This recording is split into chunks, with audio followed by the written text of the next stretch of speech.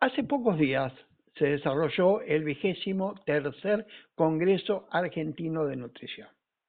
En este congreso, Profeni, que es un plantel multidisciplinario de profesionales de la salud con experiencia en nutrición y pediatría, organizó un simposio en el que desarrollaron mitos y profundizaron sobre los riesgos de las dietas restrictivas en la infancia, sobre todo cuando hay una ausencia de asesoramiento profesional. Vamos a dialogar sobre estos mitos, modas y riesgos dentro de la nutrición infantil y estas dietas restrictivas, cómo puede representar un problema difícil de abordar. Lo vamos a hacer con la licenciada María Elena Torresani, es doctorada en esta área, directora de especialización en nutrición con orientación a obesidad de la Universidad del Norte Santo Tomás de Aquino de Tucumán y docente de la carrera de nutrición de la Universidad Favaloro, integrante justamente de Profeni, que mencionábamos recién, profesionales expertos en nutrición infantil. Buenas tardes, María Elena. José Bouza habla. Buenas tardes, José. Un gusto compartir esta nota con usted. Bien, ¿cómo desentrañamos esta trilogía, ¿no? Que me parece una bomba de tiempo que puede representar en algunos momentos los mitos, las modas, y esto desencadenando riesgos? Claro, a nosotros como profesionales nos preocupa la exclusión de la alimentación de determinados grupos de alimentos. La pregunta que quizá nos deberíamos hacer es ¿por qué están excluidos? Entonces puede ser, por un lado, por una selectividad propia del niño, que tiene determinada selectividad, que no le gusta determinados alimentos. En general los niños hasta los 2 años aproximadamente de edad comen y van variando su alimentación en forma muy amplia. De hecho, los papás vienen a consultar porque dicen, hasta hace poco comía todo y ahora es muy selectivo. Esto en general pasa. Los niños, a medida que sociabilizan y descubren otras cosas alrededor, que no es solamente el alimento, se vuelven muy selectivos. Entonces, ese es un abordaje y un trabajo que tenemos que hacer. Pero hay otra mirada y otro abordaje cuando determinados sugerencias, consejerías, recomendaciones que llegan a los papás, ya sea por esta problemática que tenemos hoy día de las redes sociales, o por determinados influencers o por determinados profesionales, les hacen excluir un grupo de alimentos, uno o varios grupos de alimentos. Entonces tenemos esas dos vertientes que pueden darse, ¿no? En una familia. Y los preocupa, obviamente.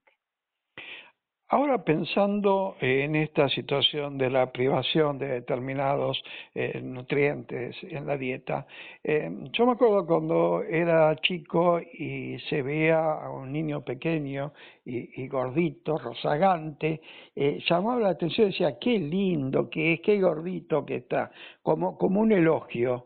Eso es como que cambió, como que ven a la criatura gordita como que tiene un problema y hay que tratar de privarle de cuestiones alimentarias que siga generando esa etapa de gordura. Claro, por un lado seguimos teniendo personas que elogian el estar rozagante, ¿no? Sobre todo abuelas, yo soy abuela y muchas veces nos cuesta no hacer un lindo comentario frente a un niño simpático, rozagante y con cachetes, ¿no? Nos cuesta hacer esa disquisición de decir no siempre más es mejor en nutrición, no siempre más es mejor. Y hoy en día se está tratando de no hablar de los cuerpos, de no hablar de la figura, de no hablar del peso corporal, pero lógico, todo tiene que tener una medida justa.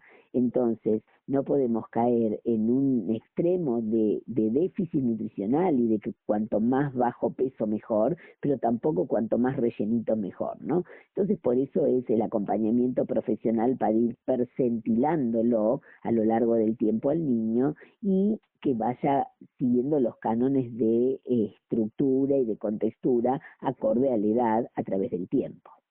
Puede ser que los chicos hasta los 3 años tienen un seguimiento mucho más, no sé, llamarle más personalizado, más cuidadoso, y ya después empieza medio a perderse esos controles para llegar ya a preadolescencia, donde prácticamente no hay controles profesionales en su dieta. Y puede ser que si estamos hablando de un niño sano, que evoluciona bien, sin ninguna enfermedad de por medio, muchas veces esas familias no continúan a lo largo del tiempo esos controles anuales que tienen que hacer con el pediatra. Y bueno, y a lo mejor se va posponiendo esto, lo cual no debería hacerse. Siempre que un niño tenga 1 o 2 controles anuales, para justamente decir está todo bien, siga igual, lo tendría que hacer. Uno tendría que preconizar que sea de esa manera, pero lamentablemente no siempre es así. A veces, en toda una situación que estamos viviendo, que no se consiguen turnos, que no se mantienen las coberturas de salud, que hay que ir a un lugar a conseguir, hacer largas colas para conseguir, o a veces, como justamente no hay enfermedad de por medio, la inquietud de los papás disminuye y entonces acuden cuando hay una problemática. Nosotros siempre decimos la importancia de hacer una prevención oportuna, porque es la mejor manera de poder enfocarnos de algo que esté pasando a tiempo. Los adultos o algunos adultos tienden a seguir la moda de algunas dietas generadas mucho por internet. Esas dietas también tienen su moda dentro de los niños que doblemente llevada adelante por los mayores. Y lamentablemente los chicos en la educación, en el proceso de educación, hacen más lo que ven que lo que se les dice. Porque uno puede ir asesorando a los papás y los papás podrán ir explicándole al chico y diciéndole, pero si el chico ve en la casa otra cosa, imita lo que recibe de ejemplo, ¿no? Con lo que se llama una técnica de espejo. Entonces, ahí es muy importante estos adultos, esas familias, hay un vínculo muy especial entre madre e hija en cuanto a la alimentación, por ejemplo. Entonces, lo que ve que se hace en la casa muchas veces lo imita y lo copia. Entonces, esas dietas de moda, esos influencers que justamente recomiendan exclusiones de determinados grupos alimentarios, ¿cómo se hace para decirle, no, este niño no tiene que hacer eso si ve a ese adulto cuidador que lo hace? ¿Cierto? Para mí es clave, no tenemos que enfatizar, hay que comer frutas, tenemos que mostrarle que se comen frutas y tiene que haber disponibilidad de frutas en casa si yo quiero que ese niño incorpore ese grupo de alimentos en su alimentación. Por poner un ejemplo, ¿verdad? Por ejemplo, el tema de las vitaminas, la vitamina D y la B12 que se pone tanto hincapié en las mismas, ¿por qué es necesaria durante la niñez? Bueno, la vitamina D es en todo momento, en toda etapa, no solamente en la niñez, en toda nuestra vida, niñez, adultos, en el embarazo, en todo momento es fundamental, porque cada vez se descubren más funciones.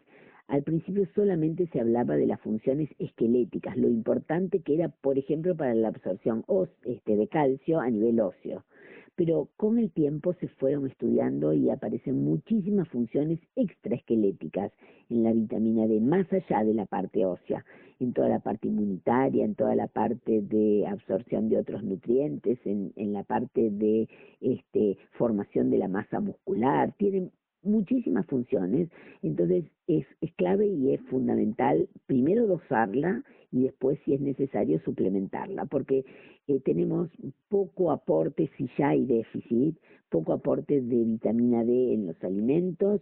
La piel sintetiza la vitamina D a través de la exposición solar y tenemos que cuidar las horas seguras de exposición al sol. Entonces, muchas veces frente a déficit va a ser necesario la suplementación.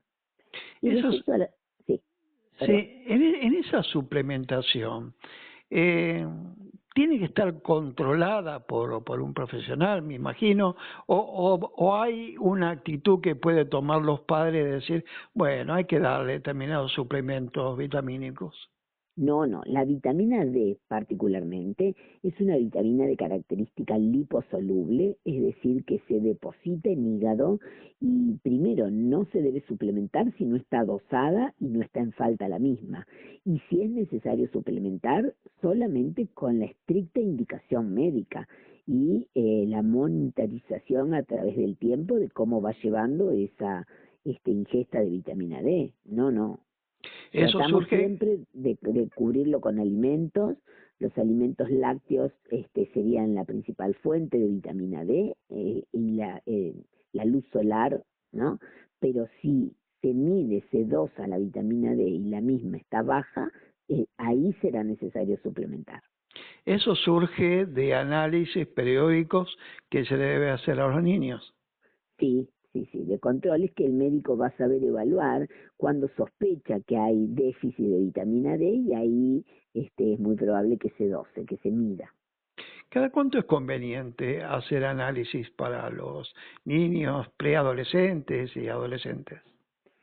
Primero, no hay nada mejor que el ojo clínico. El pediatra va a saber bien cómo va y si lo conoce al niño desde que ha nacido y lo sigue a través del tiempo, se va a saber dar cuenta si hay antecedentes familiares de alguna enfermedad, si es algún niño que lo tiene que monitorear más seguido, más de cerca, o si es solamente a nivel preventivo.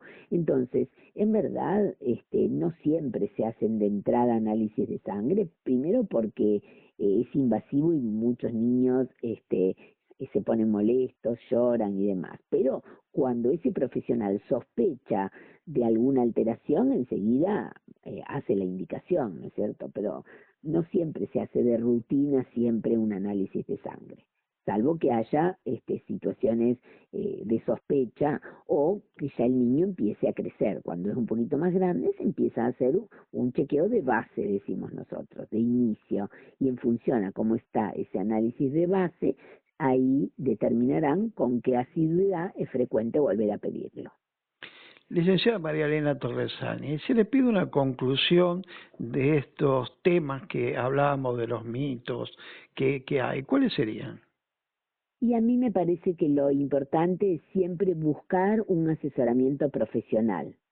Nosotros tenemos un Instagram, Profeni Argentina. En poco tiempo tendremos disponible nuestra página web, donde asesoramos cómo hacer la alimentación de la forma mejor y más saludable posible.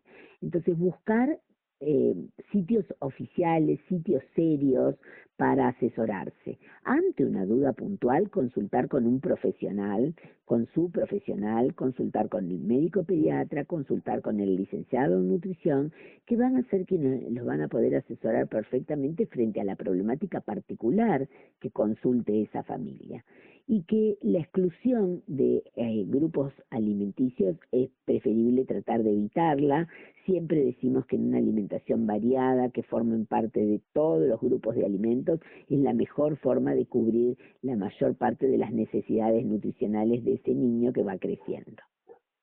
Le agradecemos que nos has acompañado el día de hoy en estos temas sobre prevención y capacitación en nutrición que solemos hacer junto con Profeni.